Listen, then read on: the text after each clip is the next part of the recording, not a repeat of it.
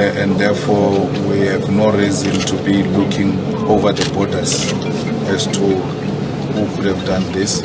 So the assurance we got from the intelligence we have deployed on the ground is that it's internal work, and we are becoming closer to the situation. We want to teach them a lesson that they will never forget for the rest of their life, because they took the wrong one this time around. And anyone who touches our children touches us. And they don't want to see the ugly side of the EFF. They invited it, and we shall show them that ugly side of the EFF. So we are here to give our SG support and to make sure that we give a dignified send-off to our daughter. And it must be done in such a way that it becomes a memorable one. It must be beautiful, it must be a reflection of who she was, and we'll make sure that we do that as the EFF. In the EFF, we are one big family. Whether present or past leaders, to us there is no former SG or former chairperson or former anything. Once an SG, always an SG, because you are an SG of a particular generation, and therefore that respect will always be there. We had communicated, the President and Commander-in-Chief is here, and he will now give a brief to the media on his visit to the Gardee family after the tragic passing of Hilary Gardee. President. Thank you very much. Members of the media, the Gardee family and the leadership of the EFF and the people of South Africa and the continent. It is indeed a sad day that South Africa comes to experience another death of a young woman killed by unknown criminals with unknown motive.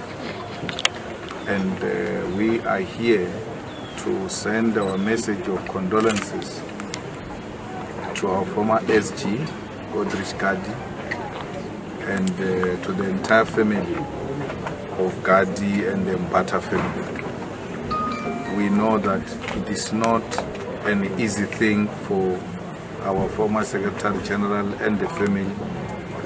It is not an easy thing for us as the EFF. So you can imagine how the family is feeling right now.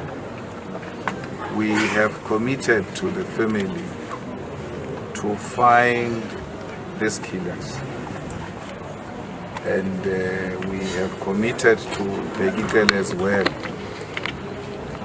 that he must find them before we find them. Because if we find them before him, we will not give him any guarantee as to what is going to happen.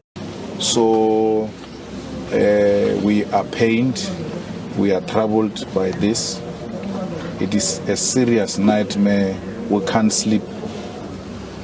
And we have no reason to sleep until we have found the people who have committed this senseless killing of our daughter.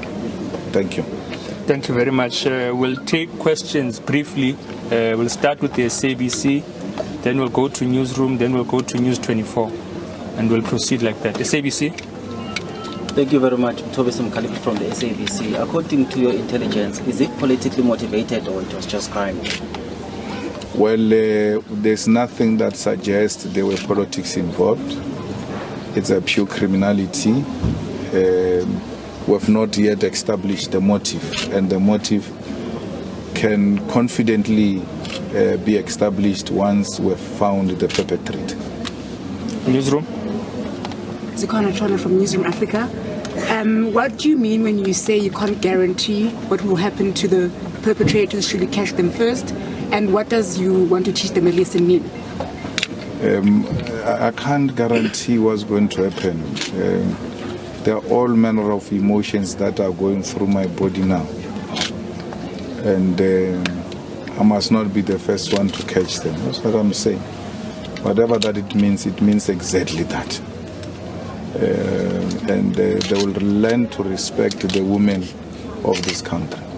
We thank South Africa, we thank everybody who has respected the family and gave them privacy, and continue to pray for them and continue to pray for all those who are affected by the passing of Hillary. We really thank you. Thank you very much. Sorry. Final one. Final one from me, Zikhona from Newsroom Africa. You keep saying you'll teach them a lesson, they will know who you are. Are you suggesting that you might take the law into your own hands should you find the perpetrators?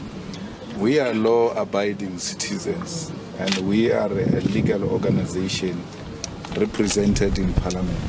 But having said that, we'll find them and we'll teach them a lesson. Thank you very much. Thank you.